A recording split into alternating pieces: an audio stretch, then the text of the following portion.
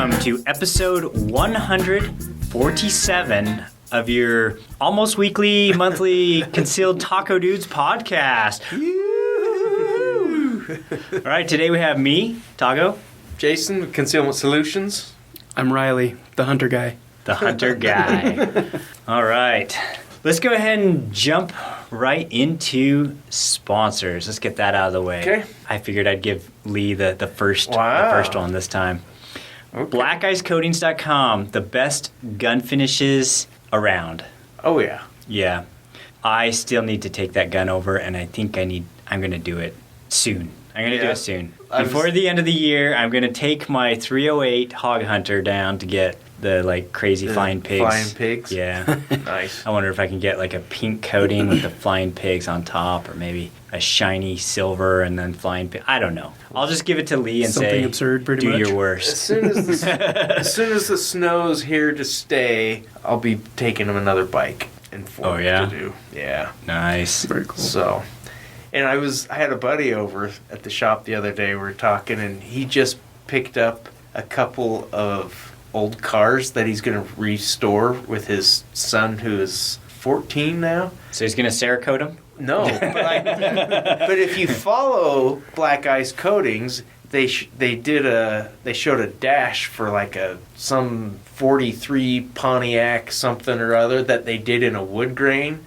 Oh my gosh, That's cool. It looked amazing, and I was like, dude, you got to see this. And so I showed him that, and he's like, when you get down to all those little bits that need to be re-chromed or whatever, I'm like, you need to get some of this stuff Talk done. to this guy. Because it's an MGB that he's doing, little MG convertible. Oh, nice. So I'm like, it's got to have wood. You either got to do one of two things. You either got to go with the wood and keep it kind of that classic British style, or just go full carbon fiber and Modernized, race look.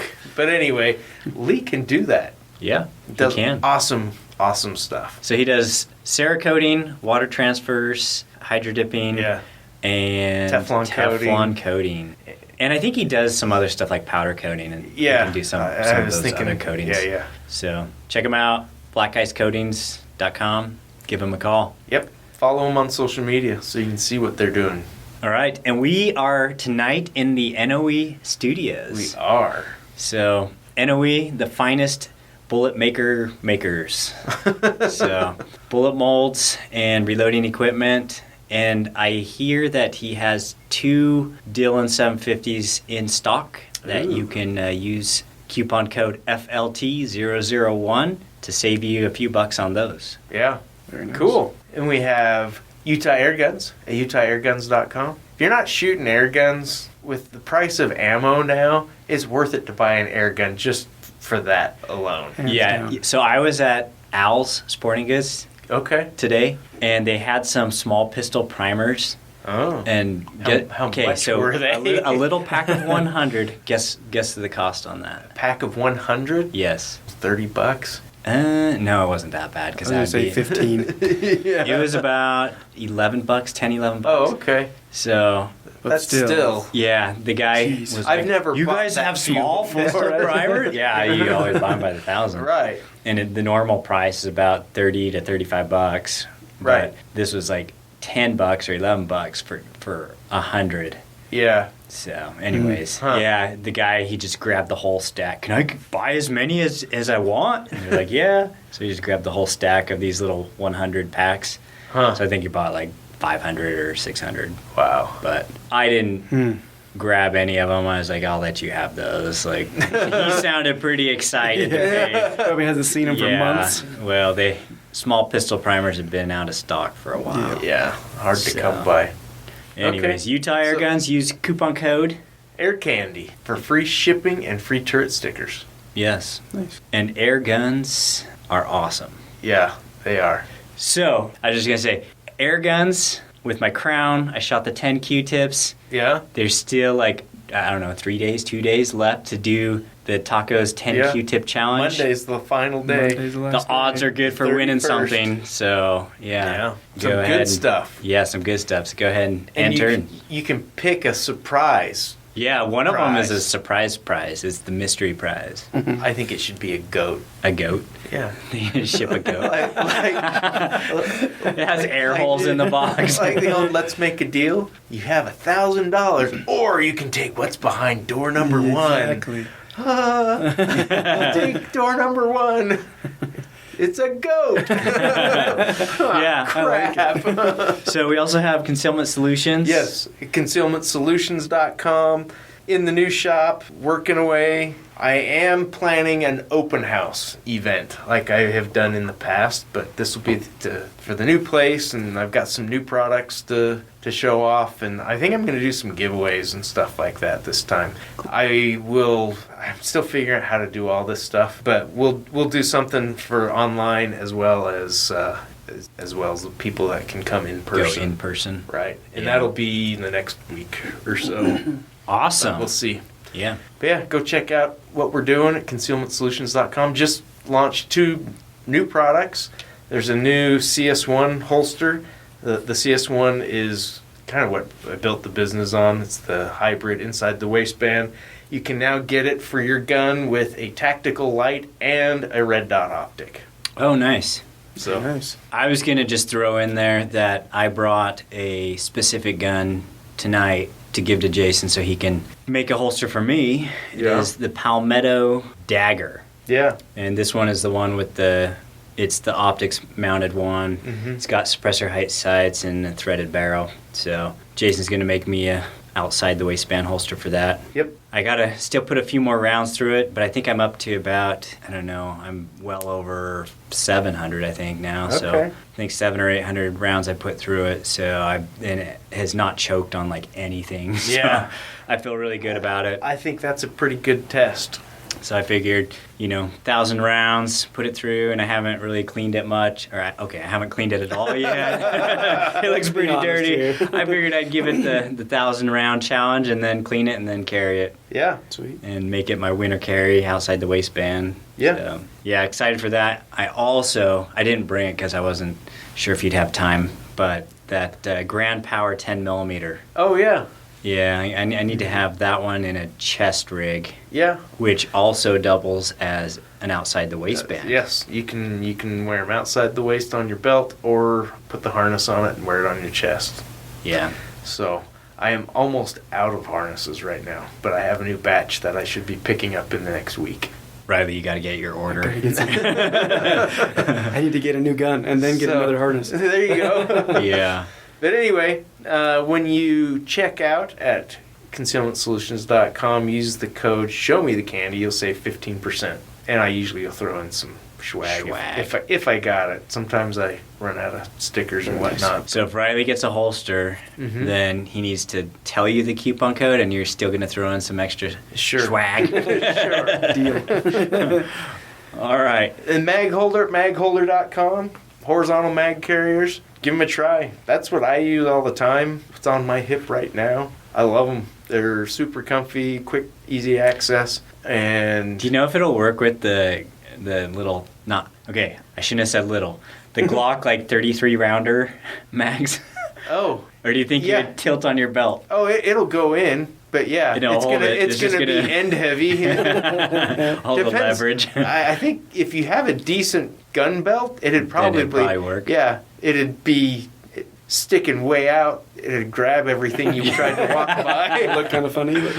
But Yeah. I actually make one for that specific magazine. Oh, really? A horizontal one, but it's a pass through. So my guys that do 3-gun Oh, they just... and they do the PCCs and stuff like that. Oh, yeah. So they'll carry one right in front of them, and I just make it so it slides straight through, so they can have it right in the middle. They can slide it to one end or the other. They just grab it and then pull it out. And it runs horizontal because you can't really carry that magazine any other way. But yeah. Anyway, Magholder.com. Yep. Use coupon code Get in the van. I have candy. All right. Let's go ahead and move on into our listener feedback. We just have a couple. And the first one is from Harm. Harm. Yeah. It was one of the YouTube feedbacks. Okay. So he says, and this is in reference to our last episode where I was talking about that new bullet mold with the hollow base, Oh, yeah. the 45 cal. The one that you could shoot out of an air gun, maybe. Maybe, yeah. Yeah. He says 110 grains is significantly lighter than a 45 round ball. Kind of crazy. Interesting. Yeah. But it has like a lot more bearing surface. Right. A person could double those up nose to nose and have a really strange hollow point, hollow base wad cutter load. And he says, the steels are sold out. So he was looking at one of the steel molds. Oh. So. All right, the next one from Kevin C. And he says, thanks for the free podcast. Glad you could get together again. Jason. Hey, how's he not paying for it? He's getting it for free. We need to fix his It's subscription. the black market subscription. He says, Jason talking about the farmer using a 365 XL Romeo. Just mowing the lawn or working in the garden, I often have to clean the dust off my optic. Yeah, I could So- see that. So yeah, that would be probably So, no-go. Yeah, stick with the iron sights. That makes sense. And I'll say on the dagger Yeah. that I brought, I had to clean off the front of the Trijicon RMR Yeah. just from the carbon coming out because it's right by the ejection port. Yeah. That makes sense. And I've shot some suppressed rounds and also unsuppressed. So yeah, that's something to consider. If it's rainy or something, man, it does crazy stuff to your optic picture. Oh, yeah? Yeah, it like starts lighting up some of the drops and stuff, and it's like, oh, okay, I see how this is You get some a sparkles. benefit in some situations and probably not so good. So that's why you want to have the suppressor height sights or something to co-witness with the optic, which my dagger has. Yeah. So, and then he says, yes, on the 10 millimeter day, would love to get a comparison. We were talking about having a 10 millimeter shooting day where we bring your 10 millimeter and then mine. Mm-hmm. And I've got the high. Well, you could bring your high point carbine, right? You have a 10 millimeter. Not anymore. You sold it I did. because you didn't shoot it. I actually shot it a handful of times. I didn't own it that long. Yeah. You just You just felt guilty. There's nothing wrong with it. It shot fine. Just every time I picked it up, I just would be filled with disappointment. Those are they're like the ugliest guns, clunky, everything, but they do work. And if that chassis that you put on yours, the spacey looking thing, wasn't so freaking expensive, I probably would have done that and I would have kept it. But it's just, I don't know. Just didn't make me feel warm and fuzzy every time I opened the safe. Kind of an awkward feeling. Yeah. I was gonna say, what might be cool to do is to build a 10 millimeter AR-15 using the CMMG. It's like a rotating delayed blowback. I think that's what it's called. But it uses a rotating locking bolt. Huh. And so that could be maybe an option. Ultimately, that's what I really wanted. Mm-hmm. But that was such an easy buy. Yeah. You know. We'll have to. But it just didn't do it. We'll have to talk to Wyatt at Gunny's. Yeah. And see if he'll give us a deal on those barrels and bolts. Huh. But yeah, I saw him. I was over there the other day, and Did they do it in a left-hand configuration? Probably not, because that's like the wrong-handed. But back to I'm only wrong-handed half the time. But back to Kevin C. He says, I have a Springfield 1911 and 10 that I like. I'd be interested to know which of yours you like. Not all of us have Agent Frank's hands for the Glock. Yeah. Yeah, the Glock 20 is pretty really beastly. big. Yeah. I mean, people complain about the grip size on a Glock 19, on their 9mm, which I don't think is terrible. It's not that bad. It's really if you have not. like normal sized hands. Yeah, I have small hands, and I don't think that it's bad. But the 20, once you jump into their 45s and their 10s, holy cow! Yeah. Crazy big. Yep. So he says, listening to Taco talk about the new innovative hollow base 45 bullet, that's a really cool idea. I wonder why nobody thought of it before. And then he has a link to Wikipedia, the mini ball. And so the you know about those, right? I don't. Yeah, those are really, really old Yeah. bullets with a hollow base. Oh. So, yeah. Okay. We never said it was a new innovative design. It was just a new mold. There you go, Kevin. And he says, thanks again for the podcast. And that's it for listener feedback. All right. Should we jump into a news story? Yes. And now, the news. Hidalgo County deputies say a man was arrested after breaking into a home Tuesday night and attempting to get into a woman's bedroom where she was hiding with her children. The woman, however, had a gun. Identified by law enforcement, Carlos Garcia, 36, was found by deputies in an open field with a gunshot wound. He was medically cleared and then arrested on a charge of burglary of a habitation with intent. What does that mean? Intent to for do what? Yeah. They're like, we'll fill in the leave blank it at later. that. Yeah, we're not sure yet. So about 9:30 p.m., so this isn't really late. Remember, back in the day when we would be doing news stories, it was always 3 a.m., Middle of the night. Middle of the night. Yeah. Now it's like 10 o'clock in the morning. 9 o'clock at night. 6 o'clock in the morning was the last week's. It's like, that is a weird That's time to crazy. try and kick in someone's Are door. getting more stupid and more brazen at the same time. Yeah, very bold. So anyway, 9:13 p.m. Tuesday, October 25th. Deputies and deputy constables responded to an emergency call about a burglary of a home in progress. Now, I guess they didn't get there to stop it. We'll continue. They found him in a field. Yeah. We talked about last time how the cops are there to clean up the aftermath. Upon arrival to the home, deputies talked with the homeowner, who told authorities that the man had broken into their home through the garage. The homeowner said the man tried to get into the bedroom where she and her children had locked themselves to hide from the intruder. The homeowner warned Garcia that the police had been called and she had a gun. Why do you need more? He probably was going to steal their dog, too. Like the last guy. That was crazy. Yeah, dogs barking in the last story. Dogs barking like crazy. She comes in to see what's going on. The guy's trying to steal her dog. Oh my He's trying to rob her and the dog. and take the dog. Yeah, Must have been a too. good-looking dog. Yeah, I guess. When Garcia refused to leave and continued to try to get into the bedroom, the homeowner shot once through the door. Ooh. Garcia then decided to flee the home. I think I'll leave now. Oh, you were serious. Probably a good call. You really do have a gun. I thought you were joking. Deputies found him about 100 yards away in an open field with a gunshot wound to his left arm. Garcia was provided medical care and then booked into the Hidalgo County Adult Detention Center. So all he got was detention? Yeah. Yeah. But I liked that story because I felt like she did a lot of things right. Yeah. Obviously, she probably should have locked the garage door, maybe. I don't know. It's not you specific never on know, how he like, got what, in. yeah. He could have broken a lock or something. But to hold up, she's on the phone with the police, locked somewhere safe, has her kids with her. So if she does have to shoot somebody, she knows she's not going to. She knows the kids are safe. Yeah, she's not going to hit the kids on accident. Right. Mm-hmm. So I commend her for using her head and doing the right thing.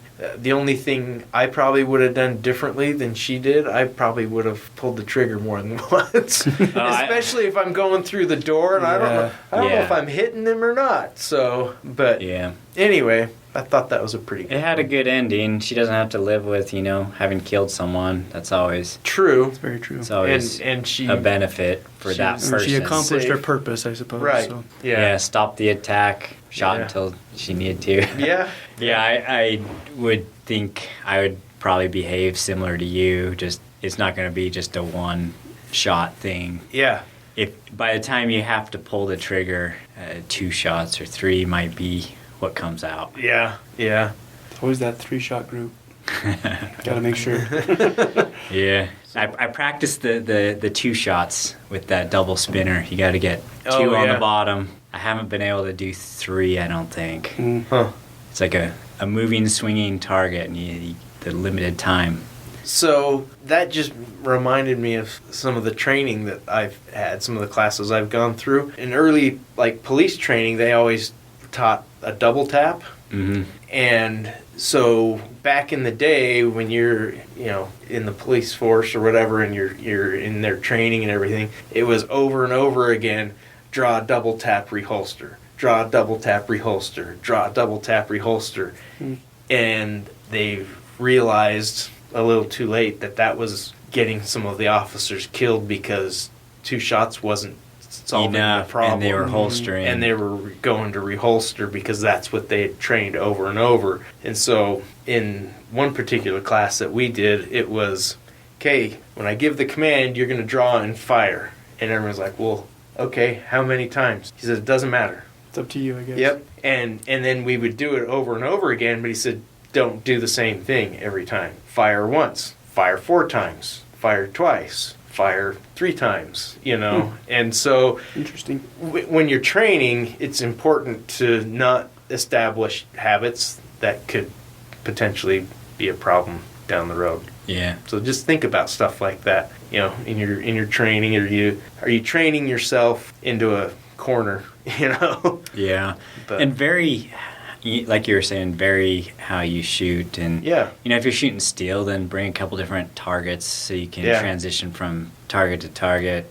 Put one a little bit closer, a little bit farther. Yep. That kind of stuff. And if you're lucky enough and you live in the West where we have tons of public land and you can go shoot in a lot of places and set up your own scenarios or whatever, move and shoot. If you're not in an area where you can set that up yourself, I know you have an IDPA club or something like that where you can go shoot matches. And I know people kind of poo-poo competitive shooting for a training. It's all on how you do it. When I was shooting IDPA, I carried inside the waistband with the gun and the holster and the gear that I carried every day. That's what I shot my matches with, because I'm like, I don't care if I'm beating this guy or that guy.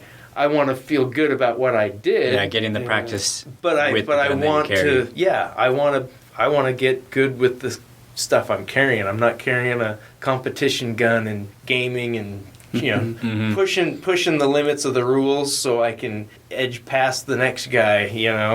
Although I do find it comical, like when you read in the news where someone attacks a competition shooter. Yeah. Or, yeah, there was how many years ago was it where there was that lady in the Macy's parking lot who was getting carjacked? There was a carjacking that kept going.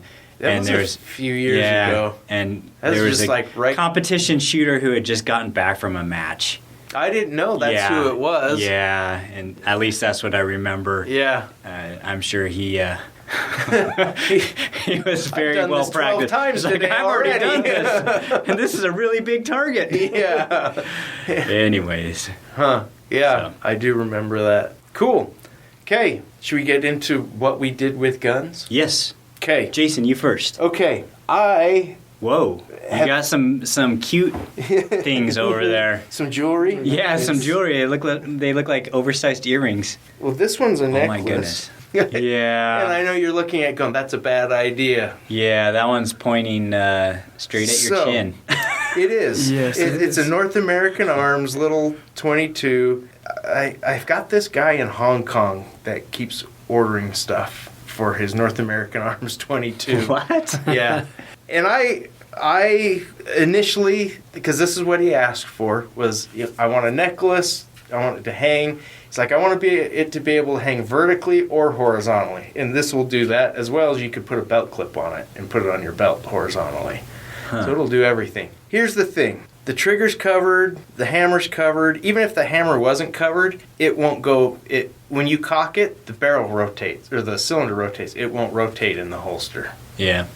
So I know you don't normally want it pointing at you, and I totally understand that. But yeah, it's not gonna fire in this holster in this position. Okay. But and those are single action revolvers, so you got to cock it. Right. It has to be cocked. Anyway, so yeah, it's got a little retention screw, and like I said, it's on some 550 cord. You can carry it vertically. Do you have pictures on Instagram of that? Not yet. I just barely finished these just before I left the shop today. And then I have another one for another customer that he wanted to carry it on his belt horizontally, and that's what this one does.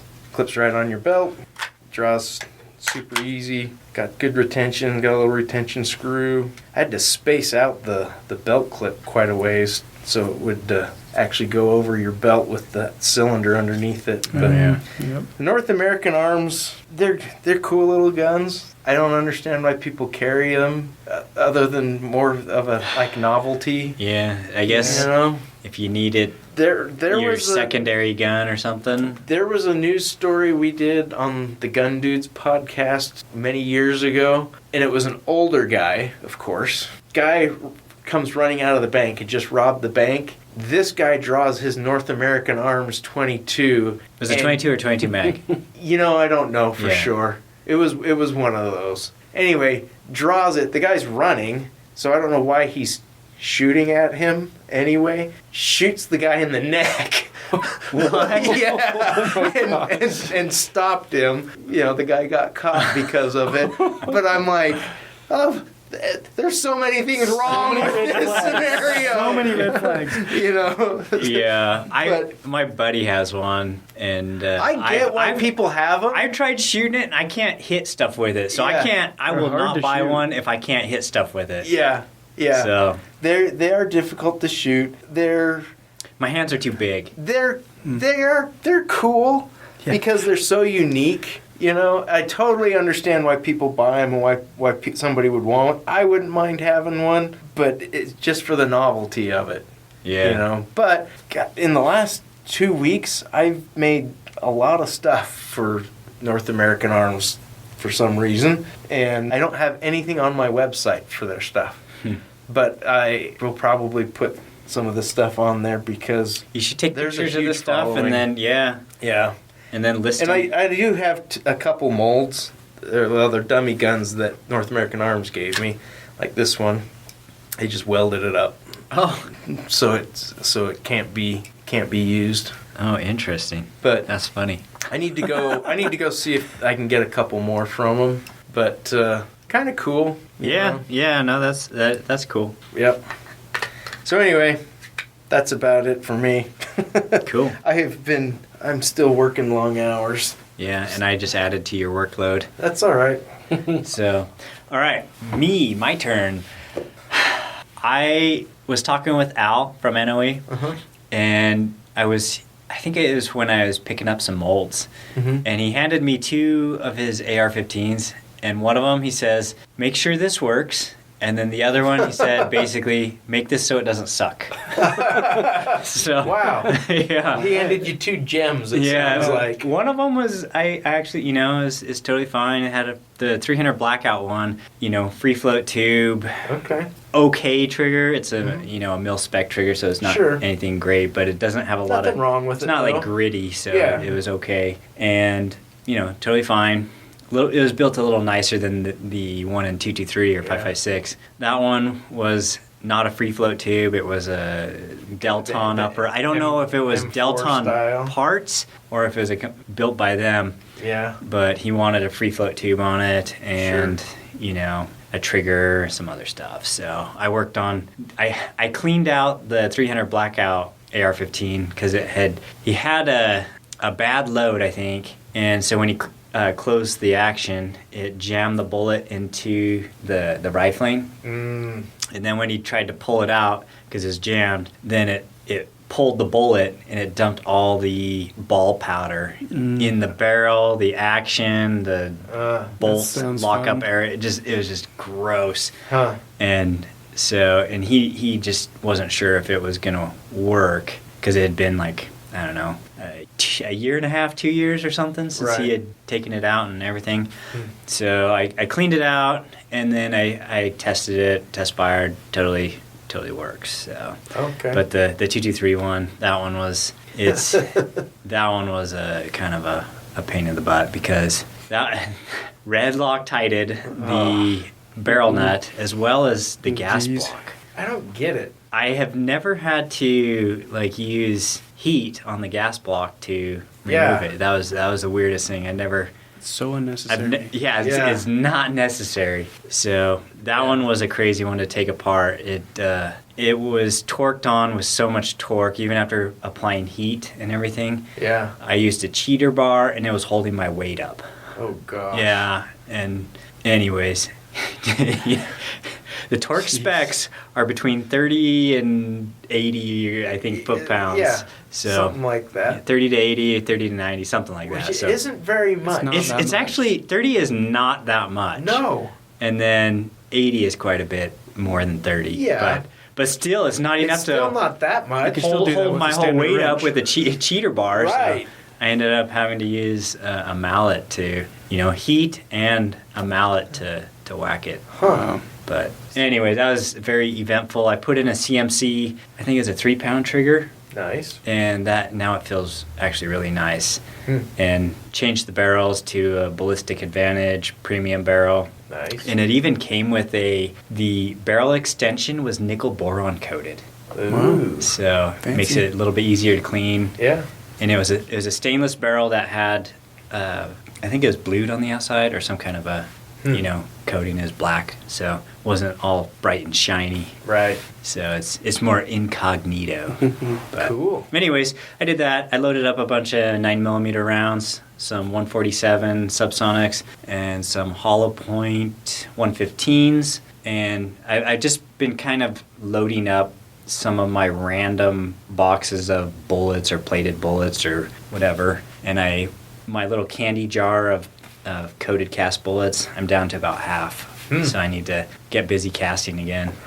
Anyways, that's about what I did with guns. Okay. So now we're going to cut Ryley off. Not let him talk about that. But we're going to move into our topic section, which is What Ryley did with guns. what Ryley did I with did guns with guns. slash hunting. Yeah. Yeah. So fill us in. You've been hunting. most How long of have your you been life. hunting? Yeah. My whole life. I mean, I've grown up hunting. My dad's hunted. My grandpa's hunted, and it's just been a family thing for forever. So Okay. It's just been a part of my life the whole time. Excellent. And what kind of game do you hunt? Typically deer and elk. Deer and elk. Yep. Occasionally we'll go after an antelope or pronghorn. And but- ground squirrels. And squirrels. Lots of squirrels. Air guns and ground Air guns and squirrels. squirrels, yes. Yeah. But I'm typically after a mule deer or a Rocky Mountain elk. Okay. Very cool. Yep. And you've just returned from a couple of hunts in the last few weeks. Is that correct? Yes. So this year I was able to draw a Wyoming deer tag, Hmm. and I was successful on that hunt and got a nice mature 175 class buck, which was awesome. Opening day. What does that mean? Opening day. Opening day. Yes. 175 class. So scoring wise on bucks and bulls, you score their antlers, Right. the lengths of the antlers, the masses, and you add it all together, and you get Oh. a score. So a big buck, everyone's typical goal is 200 inches. Okay. That's a big buck. Okay. And on elk, you're 400 inches. It's like that's a monster elk. Wow. Okay. So my deer this year was 175. It was a great Nice. middle ground, pretty buck. Couldn't be happier with him. You weren't gonna pass on something because it was the Absolutely opening day. not. No. Because I hear that from. Oh no, I'll find something better. It's Yeah, like, I've been in that boat and I've made that mistake before. Yeah. What I've learned is don't pass something on one day that you'll shoot later on. Yeah. So, That's a good rule of thumb. Yep. I think so. yeah. I've been deer hunting exactly once in my life. Nice. Did muzzleloader a few years ago with Okay. some family that, again, they grew up hunting. I grew up in the Silicon Valley, so we didn't hunt. But they got me out, and they were all talking about, yeah, I'm not shooting anything that's this smaller. It's got to be at least this big or this big. And, Yep. and they looked at me, and I said, I'm shooting the first legal thing I see. Yep. I said, I want the experience. Yep. You know, and Absolutely. myself and my cousin's 16-year-old son, we were the only people that took anything the whole Really? time. So you did get one. Yeah, I did get one. Oh, very nice. It's that little two-pronged skull that hangs on the wall at the shop. That's You're very awesome. proud of it, I right? am. Absolutely. Yeah. It was an awesome experience, you know. And for me, it was more so than the actual hunting. You know, it was spending time with family that I hadn't spent a whole lot of For sure. time with. You know, my uncle, he's the last one of my dad's family, and so it was really cool. I spent a whole one entire day just with him and his side by side. That's awesome. Chasing That stuff is around. cool. So it was really a cool experience, and I need to get out and do it again because Sure. they're doing it every year. You coming? You coming?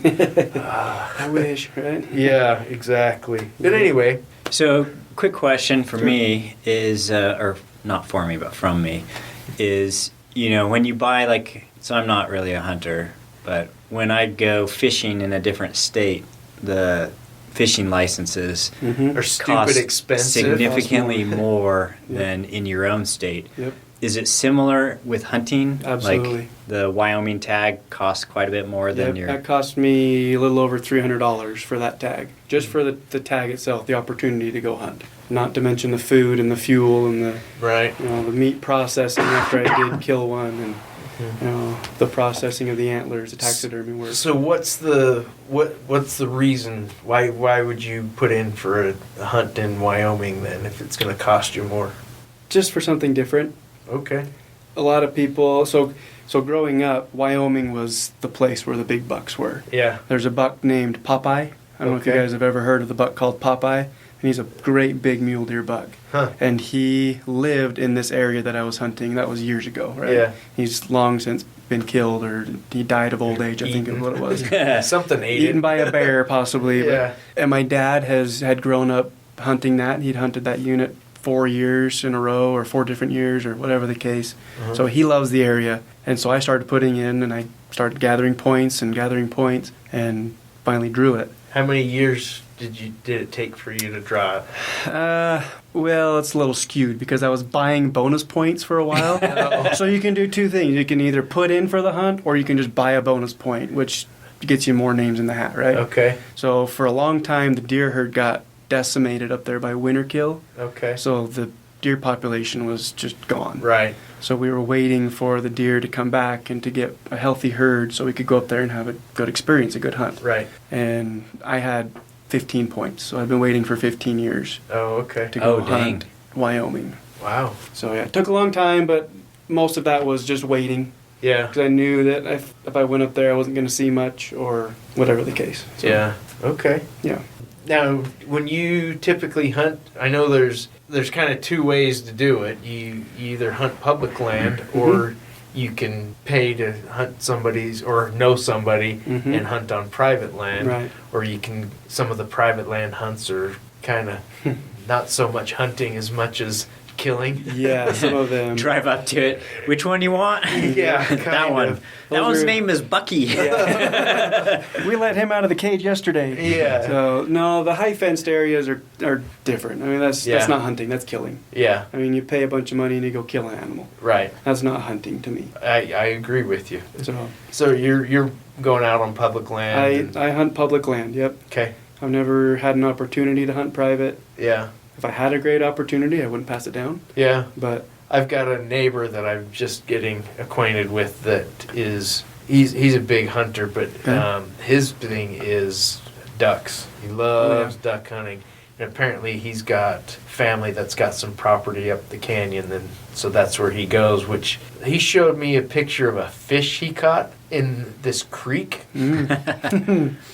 It was like 26 inches No long. kidding. It Holy was cow. the biggest brown trout I've ever seen. That's beautiful. And I know this area, and I'm like, no way did you pull that out of that little. It was the North Fork of Hobble Creek. I was gonna say, was it Hobble Creek? Yeah. Because I've heard of some big fish coming out. But he was on his family's property, and he's Okay. like, yeah. He's like, when I came up, he's like, its back was out of the water. And it was. I didn't jeez. understand. So I thought it was a rock at first, and then it started It moving. started and- moving? yeah, and he caught it. Wow. That's But, incredible. So sometimes in a situation like that, private land can give you opportunities on stuff that you aren't going to see in other places because it's hunted less. Correct. It's got Um, way less pressure, so Right. it's kind of funny. The animals learn where they get more pressure than others, Sure. and they gravitate to those private lands where there's Right. only a couple people there every once in a while versus Right. the hills covered in orange dots Right. on the other side of the fence, and Yeah. they learn. It's weird. Well, yeah, Smart. and you'll be tracking something and you'll see it jump a fence and you're like, oh Now it's off limits. Yeah. You know, Yep. and that dumb deer knows Yep, it. yeah, he knows it. He's smart. That's how they get big. So, Yeah. yep, You got a elk hunt also. I did. What? So that was an over-the-counter Utah any bull elk tag. Oh, So okay. I bought a multi-season, which allows you to hunt the archery, the muzzleloader, and the rifle Okay. all in 1 year. You can Uh-huh. only kill one elk, Right. but But you get 3 different gives you hunts the that you can do opportunity, it in. more opportunity to go hunt. Uh-huh. So I killed mine on the rifle hunt, opening day again, like an hour into the hunt, Wow. in the right spot at the right time. And this hunt is That was here in Utah. that's here in Utah, correct? Okay. What distance was it? How long of a shot was it? It's funny. I shot the bigger animal closer than the smaller animal. I Huh. killed my elk at 130 yards and the deer at 450. Oh, 450. Yeah. So that was a good shot across the canyon. Set up perfect. Didn't even know I was there, but so I was able to take my time and get set up properly, Nice. which was Nice. awesome. So the elk hunt was fast and easy, Yeah. which doesn't happen. Usually you find them in the deepest, darkest canyon Yeah. you can possibly conjure up on the mountain, but Yeah. I was just in the right spot. Worked out Nice. great. So, do you process them yourself? Do you take them somewhere and have them process it? I take them somewhere. Okay. I take them down to Springville Meats. Okay, that's And where I had mine done. They do a really good job for us, and for the price, it's just a lot of work. Yeah, It's a lot of work to know the cuts and how to make them, the cuts properly and Yeah. grind them. And they add beef fat into the burger Right. when you grind it. So, So it'll actually stick together when yeah, you cook it. exactly. Yep. So that's worth it to me. Yeah. To go get it done properly, have it all sealed in plastic and Yeah. frozen solid. And So- labeled and Yeah. Exactly. You know exactly what you're cooking up. yeah. So tell us about the rifle you used, and what rifle, what caliber, and what scope, optics, all that stuff. Okay. Use the same gun for both. Same gun for both. Okay. Yep.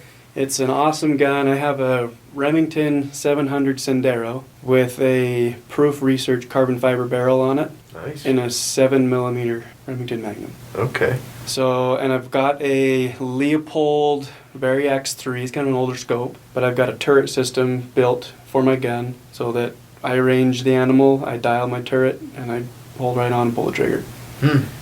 That makes it nice. Yeah. I feel comfortable shooting out to 800 yards with that gun, Wow. and I know I'll hit if I Wow. have to. I don't like to, Yeah. but if I had to, I can do it. So so for me, and I was muzzleloader Sure. hunting when I got mine, and for me, I was like, it's going to be inside of 100 yards. Mhm. That's where I'm comfortable. Mm-hmm. And I shot it from across a little gully. It was about an 80-yard shot. Perfect. Were you hunting when you could use the scope Yeah. with zoom? Yeah. Oh, It nice. was- That helps. I felt like I was cheating. Yeah. That's a big target. Some Yeah. of these Really muzzleloaders close. these days are more Yeah. rifles than they are muzzleloaders. They really are, and it's it's can't remember the brand now. It's an Acura is the model. It's a Is that the nice, CVA? yeah, it's a CVA Acura. Okay. Yeah, I felt like I was cheating. Yeah. No, they've recently changed that law to where you can put a zoom scope on your muzzleloaders, and I don't think it's fair. I don't like it. Yeah, I wish they'd go back to iron sights only on a muzzleloader.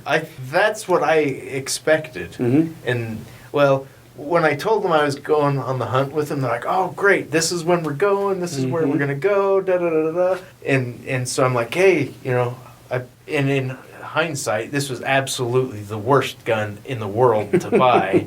But I bought a Savage. I can't remember the model. It was a big old giant chassis gun in 6.5 Creedmoor. Oh yeah, it was Yeah. a beast. That's But fun I'm to like, pack around. I'm like, hey, I just got a gun. This is what I got. And they're like, oh, we do the muzzle loader. And I was like, oh, Oh crap! okay, I'll go buy a muzzle loader then. Yep. And so I'm like, okay, what do I need? What am I looking for? Mhm. And they gave me some good things to look for and everything. And Yep. then of course I had to take it to Black Ice and get it dipped in some course. some cool camo. Mhm. Had the scope done also. That's cool. I was able to harvest an elk about 8 years ago with muzzleloader Yeah, on the Wasatch Front here. nice. I killed him at 30 yards with a. Wow. 30 yards? Perfect That's shot. like so close. I know. But that's and that's what I really liked about the muzzleloader was it's it brings you back into more of a traditional type of Yeah. subsistence, A little more primitive hunting. almost, Yeah, where it was like you had, not that I have any real hunting skills, but I can creep around quiet. Yeah. You know? Yeah. And we tracked these things. They did this full circle. We ended up right back where we saw them the first time, and that's where I killed it.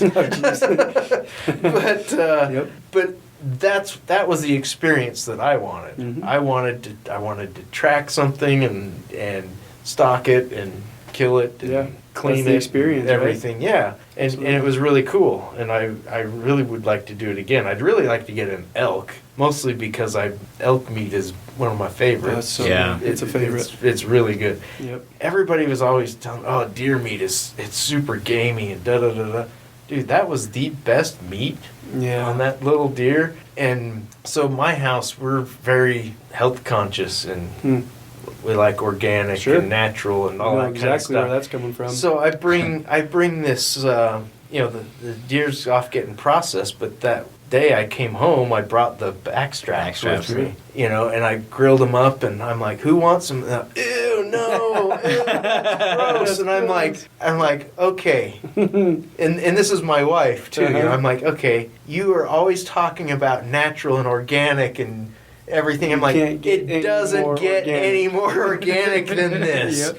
I'm like, just try some. And so they all tried some. I'm like, oh, that's actually pretty good. Yeah. And they loved it. In fact, we don't ever eat. We didn't eat beef that much anyway. Mhm. But yeah, they all loved the deer. And then my cousin, the next year, or might have been 2 years after, he drew out on this hunt out in the Book Cliffs that he'd been trying to get forever. And, Yep. and he said, I'm 90% sure I'm going to get something. He's like, but my wife won't let me cook it. I'm like, what? Interesting. This is a guy this is his life. Yeah, he hunts. Yeah, I get it. I'm like, what? He's like, she doesn't like it, doesn't like the way it smells, whatever. Mm. He's like, do you want the meat? He's like, if I get one, do you want the meat? I'm like, yeah. Absolutely. I will take it. He's like, I said, as long as you'll let me pay for the processing. Mhm. And so he did a bunch in jerky that he took, and then he gave me the rest, and Awesome. it was just as good as the other one. Yep. And this was a big buck that he Sure. got versus my little tiny guy, and I'm like, man, I'd eat this meat all day long. Absolutely. I don't know what people are talking about. Oh, it's gamey and The gaminess has a lot to do with how well the meat was handled on the mountain yes, right after the kill. yeah, If you let it sit and if it gets warm at all, yeah, it may not spoil, but it makes it more gamey. yeah, The faster you can get that meat cooled and keep it cool until you Right. can get it processed and frozen, the better it tastes. and it took with that little one. So we were, like I said, shot across a ravine, Mhm. and of course he rolled to the bottom of it. Of course. And this is. I mean, I had a dog that was almost as big as this deer. if I'm being It was a honest. yearling. It was a little bigger than Yeah, that, but still, just the two of us dragging it up. We gutted it right there, Mhm. but man, it took us probably an hour to get it to the yeah. side by side, and then drive it back to camp, and then we hung it and got a stick and spread the rib cage and the Mhm. belly open to try and Let it cool air it out while and we cool. skinned it and everything. And, Yep. and then I just stuck it in a bag and threw it in the back of my truck and drove it down to the processor. So it, Harder to do that with an elk.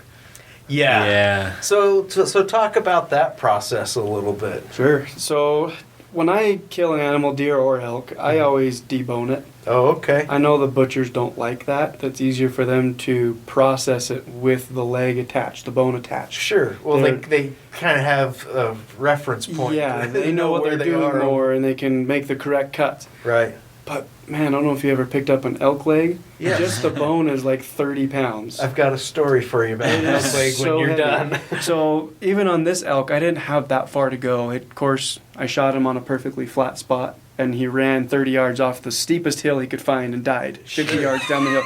So I had to hike him I'll up out show of that. you. It's like, great, thanks.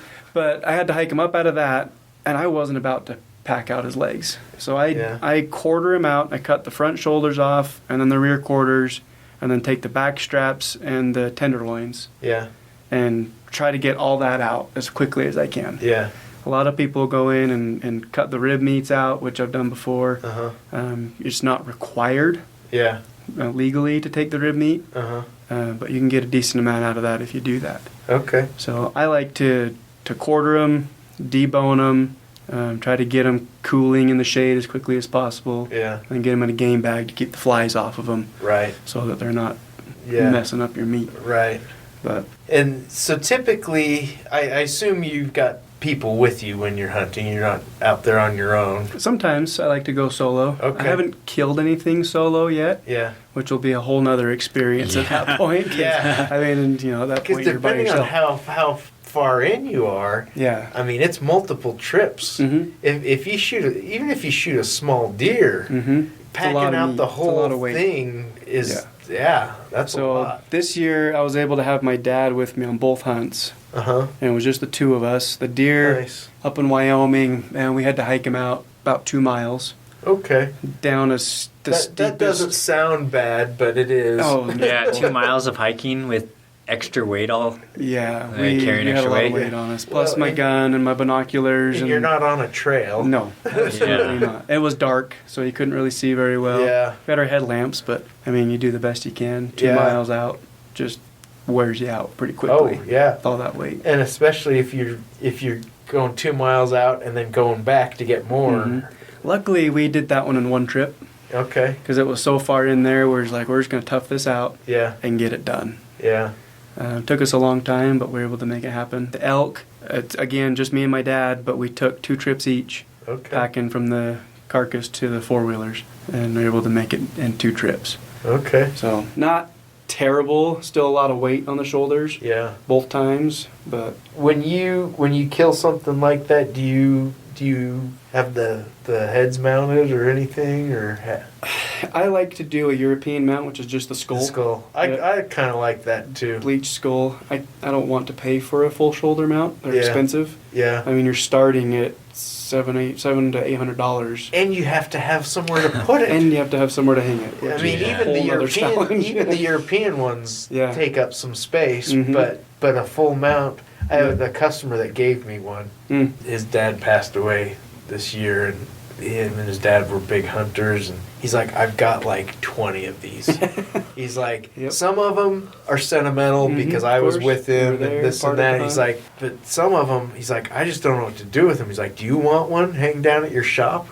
Sure, why Why not? not, right? You know, Yep. I like a good mount. Yep. So, how much does the head weigh? When you, Oh, the heads they're heavy too. I was gonna Yeah. say, you got that thick skull and Just the everything. the thick skull, the brains, and all the cape that's still on there, the fur, Yeah. plus the antlers. Obviously, the bigger the elk or deer, the heavier the antlers are going to be. Yeah. But that was a trip in and of itself. I packed the head out of the elk by itself. Yeah. It was plenty of weight. Do you ever eat any of the organ meats? We have before. Okay. We've taken the liver before and eat that. Not my favorite. Yeah. My wife loves it. Huh. She always wants me to bring it home, but I don't like to. Some people will take the liver and the heart and, Yeah. and eat both of those. And that's the only regret I have of mine is we didn't take the heart. Mm. I would have liked to have taken the heart. And I tried heart that shot at both of least. my animals this year, so I wasn't going to haul it out. Nice. I made great shots, so Wow. I wasn't that's about impressive. to haul them out. So Yeah. not worth it for me, but Yeah. a lot of people do, and a lot of people love it. I mean, it's good, solid meat. Yeah. Yeah. So there's a saying, people will say, when you go shoot a deer and then you get your free meat, right? yeah. So that's not There's really the nothing free case. about No, it's If- the most expensive meat you can buy. I was gonna say it's. I mean, you think about it. That Wyoming deer, it cost me $350, say, for the tag, plus But $1,000 every in fuel. time you put in for it, doesn't it cost you It costs you money? money. Yep. So how much? How was much all did it that really every time cost? you put in? I don't even know. I don't even Don't want to ask. know. Yeah. Yeah. It's some states. Some states you get your money back. You pay up front to put in. And if you If don't you don't draw, then- you get your money back, or all of it, but like $10 or something Yeah, like that, right? yeah. They keep an application fee. right. Some states, like I think Nevada, you don't get your money back. Yeah. So if it takes you as a non-resident, it can take you 20, 25 years to draw a tag. Yeah. You're putting in for $300 or $400 every single year. Oh gosh. for 20 years, that adds up. Yeah. And I'm not putting in for that. Yeah. I can't afford it. I don't Yeah. really have the desire to put that much money into it. Yeah. I'd rather hunt But local and. It's like So- buying chickens so you get eggs for cheap. Yeah, Oh, free those are eggs. the most No. expensive eggs you'll can ever get, eat. yeah. But they're fresh. It's and worth they having. taste good. Yeah. Yeah. Exactly. Yeah, that's one thing. It's nice having chickens and you Oh, get yeah. those crazy colored eggs and Mhm. they taste good. Yep. Yep. But So do you want an elk leg story? yeah, I think Yeah. I may have told this on a podcast before, but it might have been way back with the gun dude. So I'm going to tell it again. Okay. So this was many years ago when my oldest children were little. So they're probably, I think the oldest is maybe 10, maybe. And it's Christmas Eve, and my brother calls me. He's like, hey, I'm coming over tonight to get this. He's got presents stashed at my house, so his nosy kids can't find them before Christmas, right? Nice. Hey, I'm going to come over and grab that stuff here in the next hour or so. Is that okay? I said, yeah, that's fine. He's like, oh, by the way, he's like, my neighbor just got an elk, and he just brought me over the hindquarters. He's like, do you want one for your dog? I had a big 100-pound Chesapeake Bay Retriever. Nice. I'm like, oh yeah, she'll love that. That'll be great.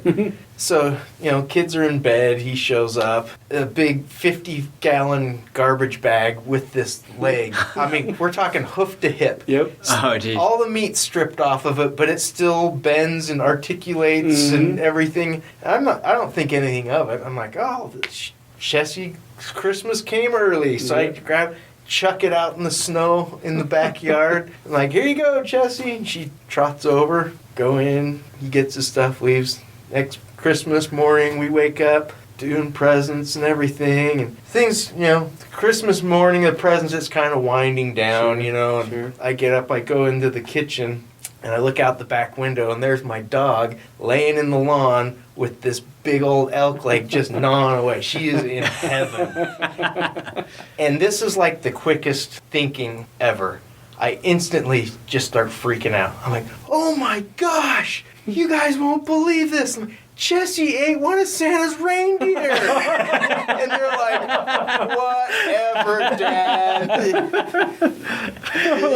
She didn't. She couldn't have caught them. They're on the roof, And I'm like, no, come and look. And they're like rolling their eyes, and they walk and they open the back door, and their jaws all just drop. Oh my gosh, Santa's never gonna come to our house again. Oh, that is hilarious. It was the best prank ever. And Way it to just, think on your feet, man. and it just Yeah. happened naturally. That's awesome. And my son, and even after he knew Santa, if you're a kid, plug your ears right now.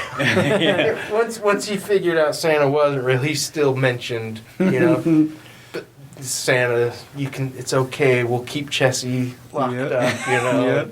But yeah, his letter next year was very, I'm so sorry, please don't skip our house this year. I just let it go. I didn't tell them, they kind of figured it out that's after hilarious. the years as they grew up. But I That's was like, funny. yes, that was like my greatest victory as That's a a win father. right there. Love that. Because they know I'm always screwing with them, and that's why they're like, whatever, we don't believe you. I'm like, Right. look. Sheer panic. It was great.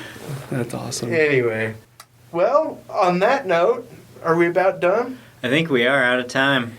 Well, thanks So- for coming, Ryley. Yeah, glad to be here. I wish I could be out hunting more. I actually need to. I had a provisional license when I went with my cousins, so I just need to do the stuff I need to get my hunter safety, so I can officially get a hunting license. You and Mike can go together. Yeah, Yeah, I need to. I He's been know. talking about doing it for years. Years and I years. know.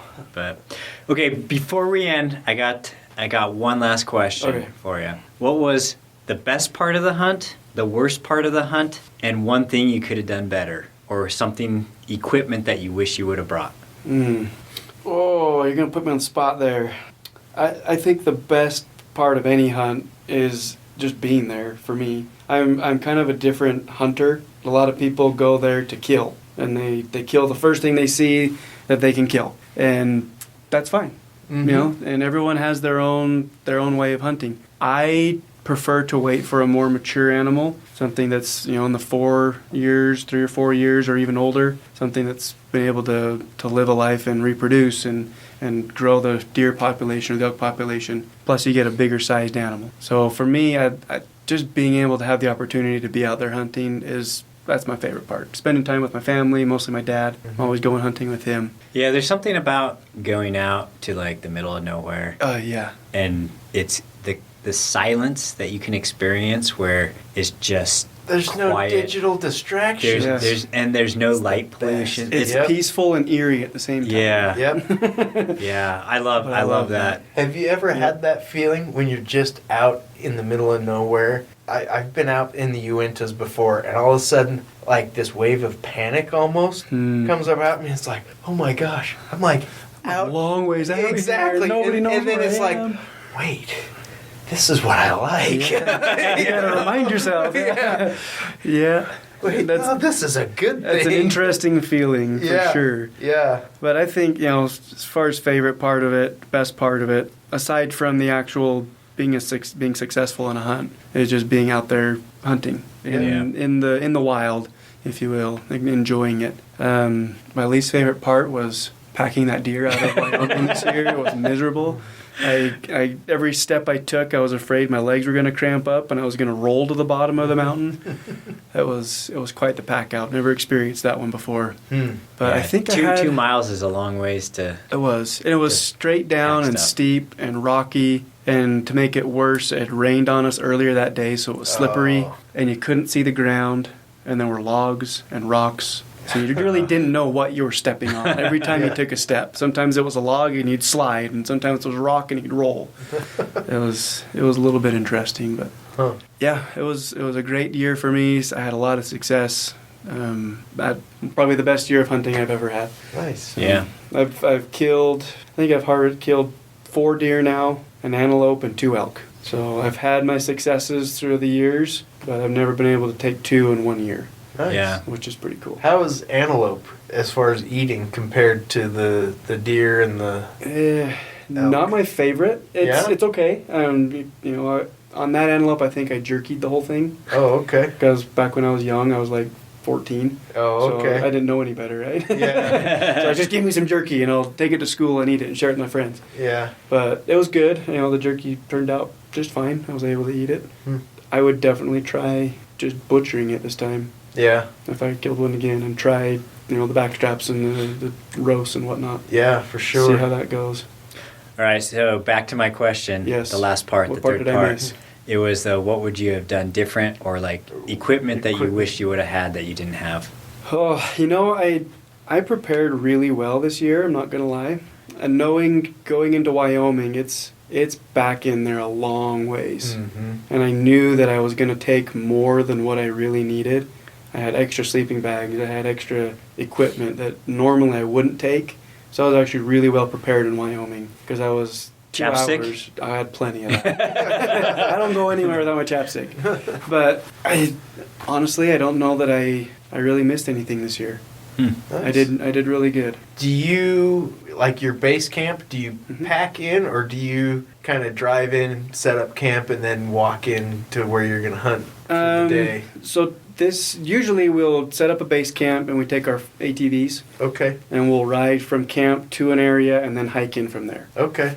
I've never really done the backpacking stuff before. Yeah. I was ready for that in Wyoming this year, but I didn't have to. Yeah. Because I was able to do it opening That day. seems like that adds a whole nother dimension. Mhm. And getting the meat out Yeah. is tricky. Yeah, Yep. because then you've got all your gear. You've plus already all got the 30 meat. pounds on your back of camping equipment and food and Yeah. water. Then you've got 300 pounds of an elk or Yeah. the deer that you're trying to pack Which, out. So. if you're using pack animals, that works probably a little easier. I would do but it if still. I had pack animals. Yeah. 100%. I would love to backpack in and set up a spike camp and just be there. Yeah.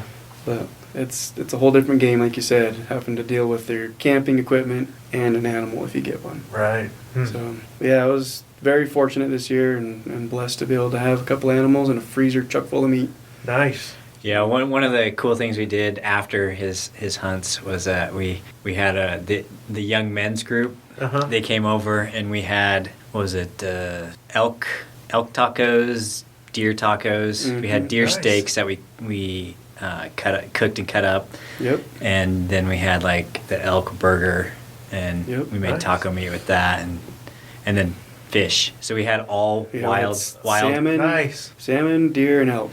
Yeah, All that wild is caught. really cool. We had duck a couple days ago. What was At our- that? How was it? It wasn't bad. It was a little tough, but I think that was probably more the way it was prepared Yes. than anything. But it was shot the same day we ate it. I wanted to get one of the beavers that Gene got. Yeah, and try that with the youth group. Yeah. See what it's like. I've heard it tastes kind of like beef. Like you slow cook it like Yeah. a roast, and I've heard it's pretty good. Yeah. But anyways, well, we're out of time. Yeah. But thanks for joining us today, and It was a good conversation. Absolutely. stay safe, have fun. Take somebody shooting and be nice to people. All right.